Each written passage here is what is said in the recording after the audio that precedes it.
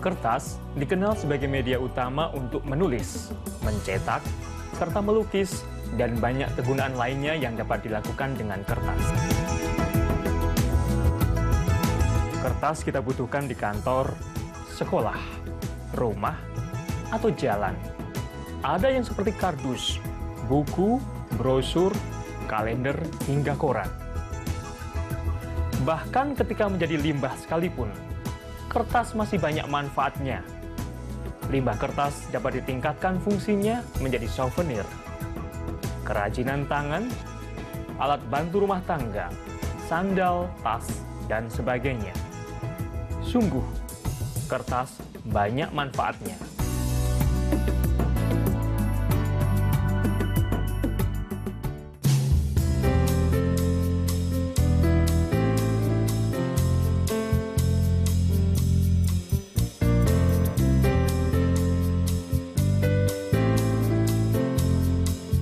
Udah, kalau kita lihat bisnis kertas sekarang ini kan, Bapak sebagai ketua asosiasi yang ngurusin POM kertas itu kan kayaknya banyak orang yang daripada pakai kertas, aku pakai ini aja yang nggak pakai kertas gitu, pakai iPad, pakai tab gitu. Bisnis kita ini sekarang ini gimana? Ya, sebetulnya isu paperless itu sudah 5 tahun yang lalu. Tetapi faktanya anggota kami, ABGI, itu terus investasi nambah terus. Apa artinya? Bahwa isu itu tidak sepenuhnya benar.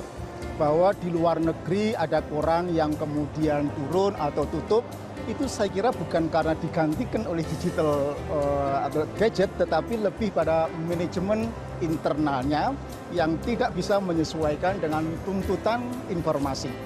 Kalau kemudian koran hanya memberitakan, seperti pada media televisi atau digital, habislah.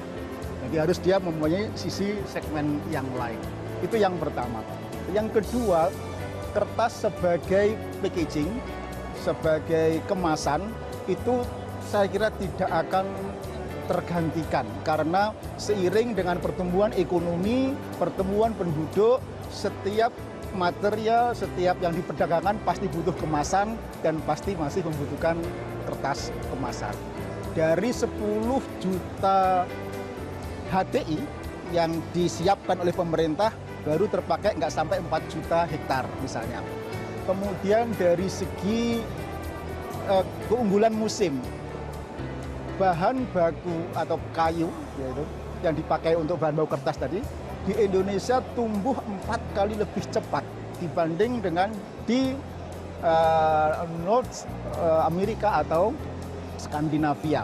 Di sana 20-30 tahun baru panen, di Indonesia cuma 6 tahun saja. Dan keunggulan-keunggulan yang lain. Fungsi kertas sebagai media tulis, ya, kemudian mau digantikan dengan tablet. Faktanya, membuat tablet itu diperlukan energi yang lebih besar dibanding dengan membuat kertas. Artinya dari segi energi, kertas lebih hemat. Bahan baku kertas itu dari serat tanaman atau selulosa, yang itu bisa di-recycle juga, bisa ditanam ulang. Limbah kertas bisa di-recycle dan bahkan ramah lingkungan. Tetapi limbah tablet atau gadget itu termasuk B3 atau non-biodegradable. Artinya bahwa di sini terbukti dari segi energinya, resources-nya, sampai limbahnya, kertas lebih ramah lingkungan. Satu hal lagi misalnya, kertas bekas, hampir semuanya bisa di-recycle. Ya. Bahkan limbahnya pun sekarang sudah bisa dimanfaatkan untuk bahan baku alternatif semen misalnya. Jadi begini, kertas bekas di-recycle menjadi kertas koran, ya, atau kertas industri kayak packaging tadi. Kemudian menyisakan namanya limbah padat selat. Dulu ini jadi masalah. Sekarang sudah ditemukan ini menjadi bahan baku alternatif untuk pabrik semen. Jadi semuanya terpakai akhirnya. Jadi saya lihat juga pabrik-pabrik kertas itu ada yang mengolah ini ya, limbah kertas tuh dijadikan kertas daur ulang gitu. Itu trennya sekarang makin banyak atau stagnan atau malah turun, Pak? Saya kira terus tumbuh untuk industri itu seiring dengan market yang juga terus tumbuh. Ada 2 jenis kertas yang bisa didapatkan dari recycle paper tadi. Kertas koran, ya, itu pun juga relatif masih cukup tumbuh, terutama di negara berkembang seperti Indonesia, yang tingkat konsumsi kertas per kapitanya masih separuh rata-rata ASEAN.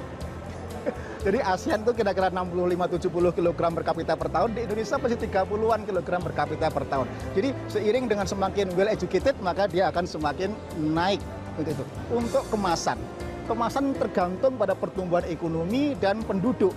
Dua-duanya Indonesia saya kira juga luar biasa. Nah, seiring dengan permintaan barang, transaksi barang, pasti butuh kemasan. Dan itu pertumbuhannya masih luar biasa. Kesimpulannya dengan Go Green ini, kertas lebih bersahabat ketimbang gadget, ketimbang packaging dari non-paper, atau ketimbang yang lain-lainnya. Ya, itu tadi perbincangan Pak Handito Juwono dengan Ketua Umum APKI, begitu Pak ya.